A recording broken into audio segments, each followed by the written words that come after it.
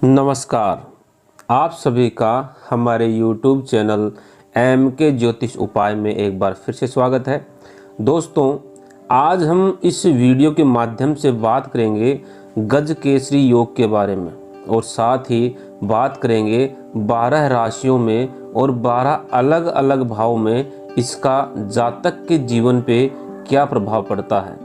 मैं यहाँ आपको कम से कम शब्दों में अधिक से अधिक जानकारी देने की कोशिश करूँगा, क्योंकि ये भी ध्यान रखना है कि वीडियो अधिक लंबा ना हो जाए। तो चलिए शुरू करते हैं।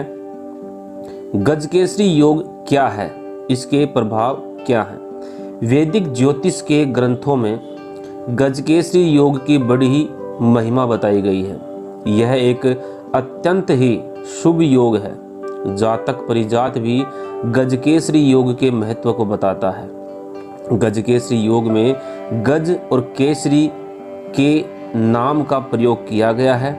गज अर्थात हाथी और केसरी अर्थात सिंह, ये दोनों ही सबसे शक्तिशाली माने जाते हैं और अपने स्वभाव अनुसार विभिन्न प्रकार की शक्तियाँ और विशेषताएं अपने अंदर समाहित रखते हैं।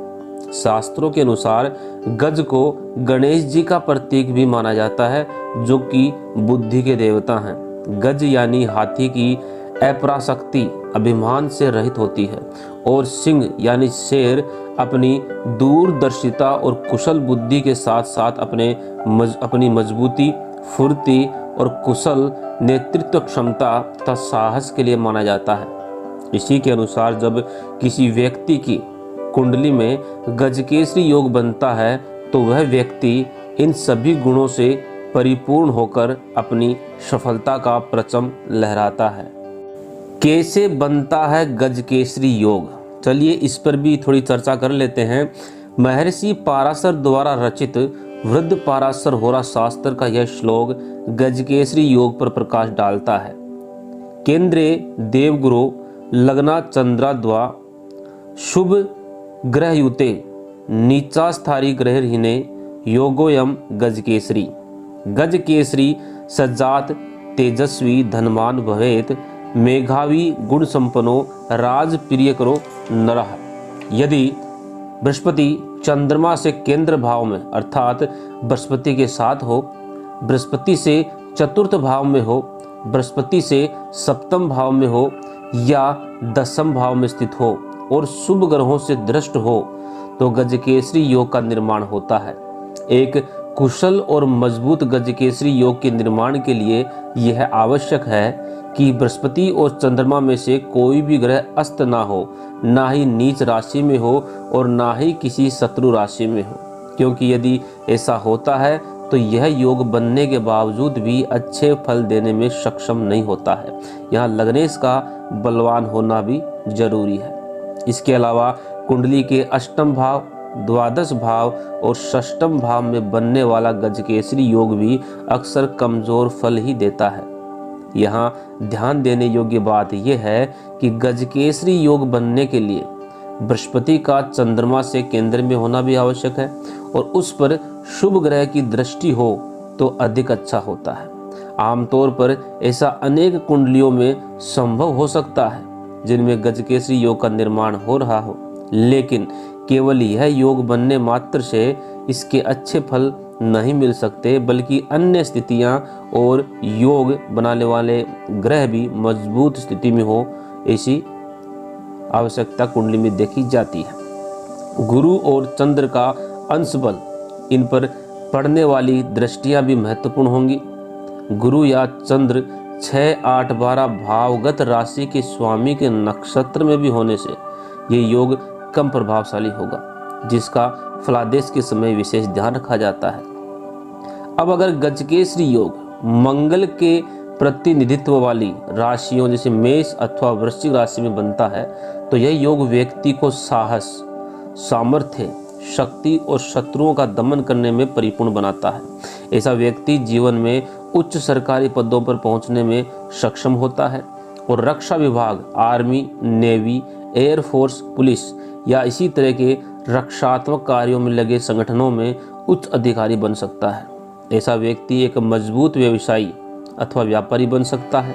मंगल की राशियों में बनने वाला गजकेसरी योग व्यक्ति को एक सफल डायरेक्टर या सफल डॉक्टर या मशीनों और दवाइयों अथवा केमिकल के काम में सफलता देता है और हॉस्पिटल आदि से जोड़कर या उपरोक्त कार्यों में से जो मैंने कार्य अभी बताए हैं उन कार्यों में से किसी कार्य को करके व्यक्ति धनवान बन सकता है। लेकिन यहाँ गुरु चंद्र के साथ साथ मंगल का बलाबल भी जरूर चेक करें और ध्यान रहे कि अगर चंद्रमा वृश्चिक राशि में बैठा हुआ है और अगर वो अपने नीच अंशों पे है तो इसका प्रभाव कम होगा, और अगर चंद्रमा का यहाँ नीच भंग हो रहा है किसी कारण से तो ये प्रभावी होगा आपकी मेष और वृश्चिक राशि या राशि में अगर ये योग बन रहा है तो।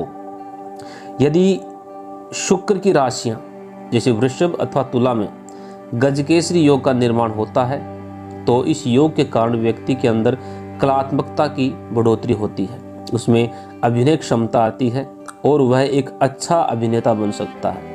उसके अंदर कौशल और कला दोनों उपस्थित होती हैं, उसको भू संपत्ति का अत्यंत लाभ मिलता है और जीवन में समृद्धि और धन की प्राप्ति होती है।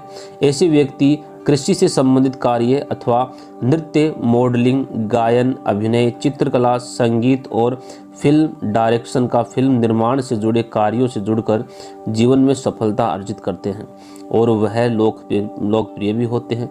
लेकिन यहाँ भी फिर मैं कहूँगा कि गुरु चंद्र के साथ साथ शुक्र का बलाबल भी चेक करें और जन्म कुंडली का जो आपका लग्नेश है उसका बलाबल भी आप जरूर चेक करें।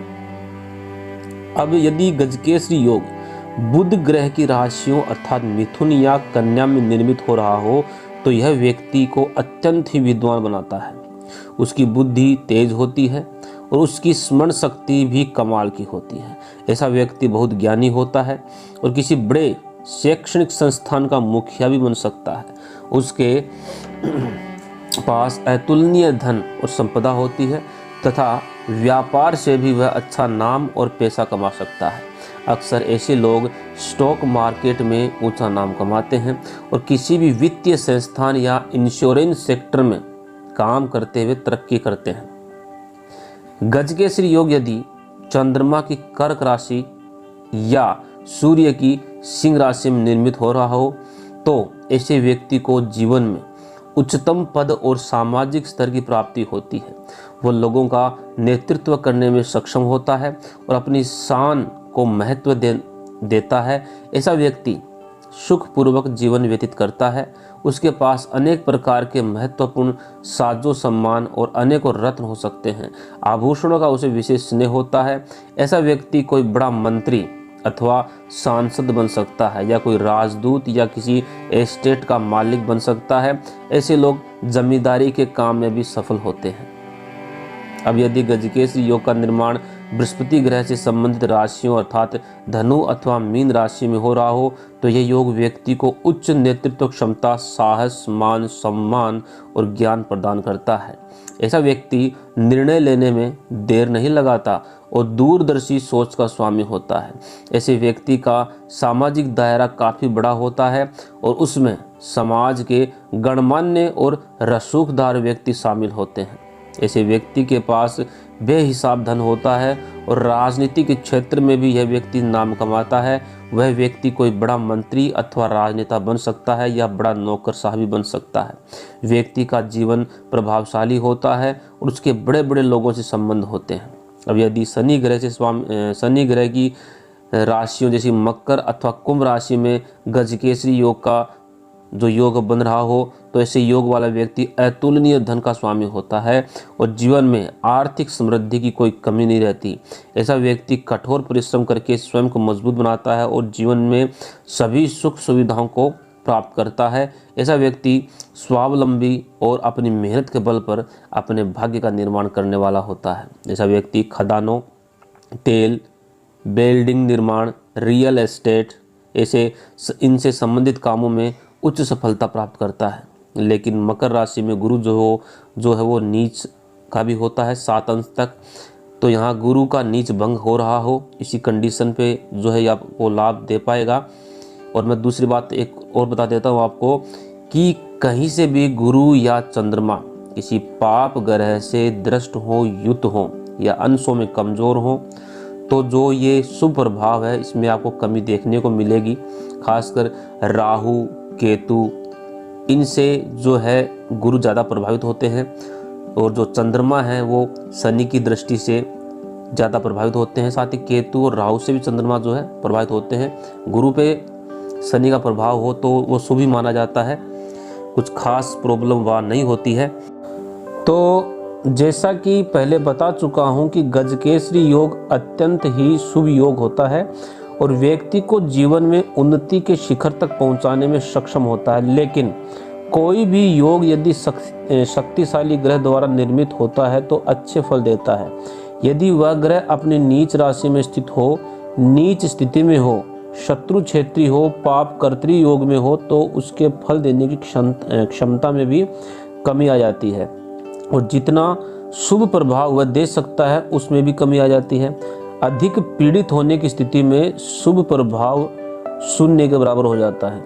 गजकेसरी योग का प्रभाव सर्वाधिक रूप से तब प्राप्त होता है जब इस योग को निर्माण करने वाले ग्रहों की दशा प्राप्त होती है। अर्थात यदि किसी जातक की कुंडली में गजकेसरी योग का निर्माण हो रहा है तो उस कुंडली में जब भी बृहस्पति और चंद्रमा या दोनों में से किसी एक अथवा दोनों की दशा अंतरा चलेगी तो व्यक्ति को इस योग से संबंधित फल प्राप्त होंगे।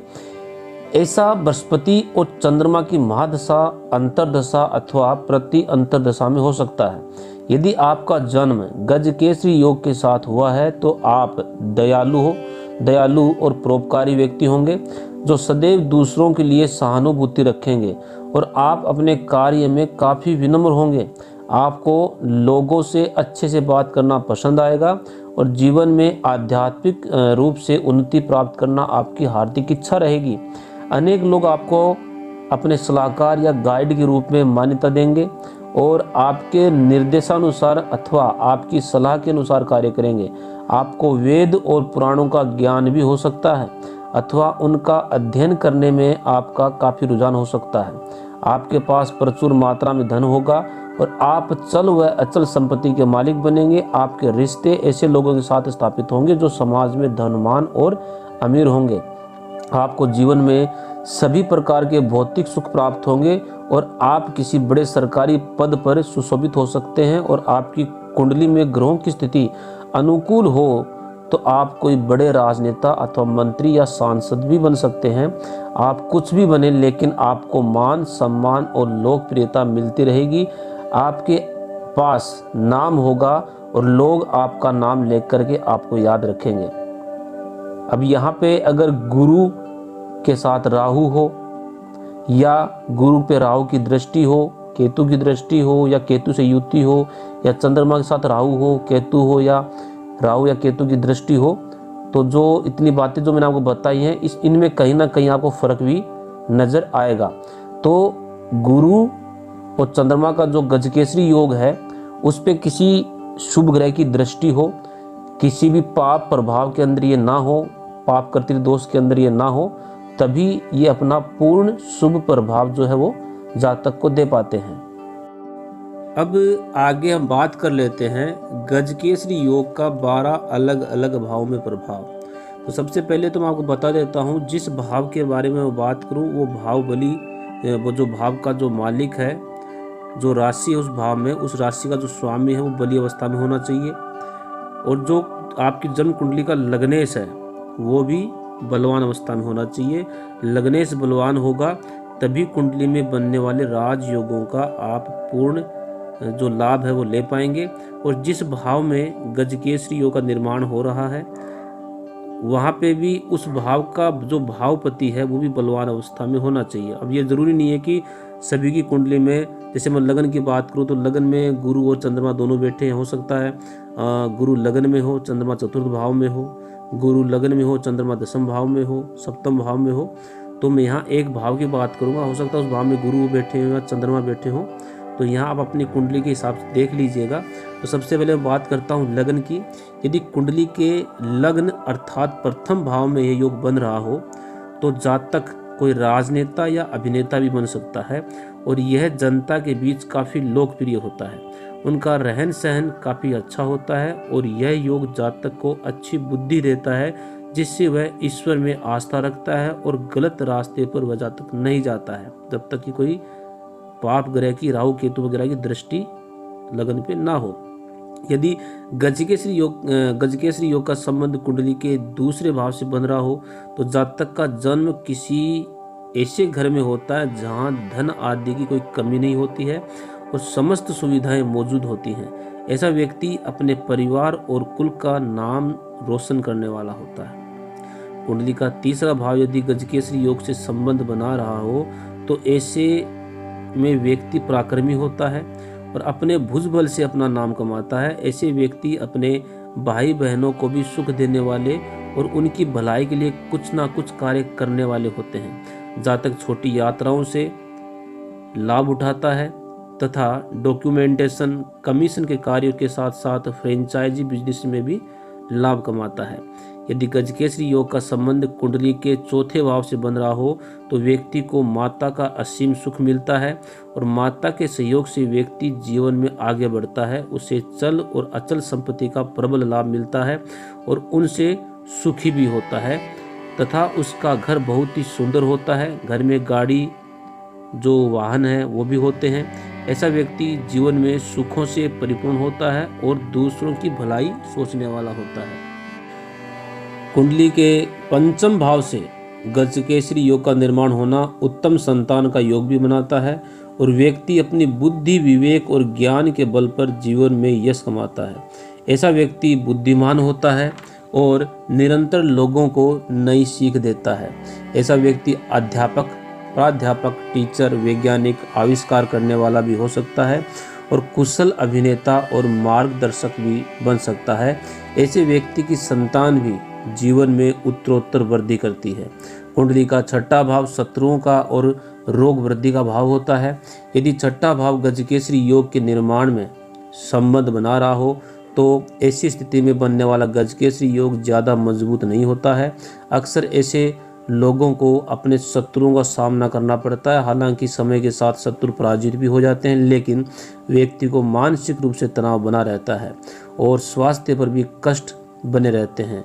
ऐसे व्यक्ति के शत्रु बढ़ सकते हैं और खर्चों में भी अधिकता होती है तथा माता के सुख में भी कमी आ सकती है। यह कुंडली का अच्छा भाव नहीं माना जाता है, इसलिए इसमें शुभ ग्रह बृहस्पति और चंद्रमा की स्थिति ज़्यादा अच्छी नहीं होती है। सप्तम भाव में बनने वाला गजकेसरी योग उत्तम जीवन साथी प्रदान करता है। ऐसा जीवन साथी जो आपके कंधे से कंधा मिलाकर चलने वाला हो और आपको सही सलाह देने वाला होता है। वह स्वयं प्रतिष्ठित परिवार से हो सकता है और जीवन में स्वयं भी उच्च पदस्थ हो सकता है। ऐसे व्यक्ति का मान सम्मान भी होता है और जीवन साथी बुराई से दूर, सुशील होता है और दाम्पत्य जीवन में भी प्रबल सुख जो है वो प्राप्त होता है। जन्म कुंडली का अष्टम भाव अचानक से होने वाली घटनाओं का प्रतिनिधित्व करता है। यदि गजकेसरी योग का संबंध इस भाव से बन जाए तो गजकेसरी योग के प्रभाव में कमी आ जाती है। हालांकि यह योग व्यक्ति को गूढ़ विधाओं में पारंगत बनाता है और वह आध्यात्मिक सोच विकसित करता है।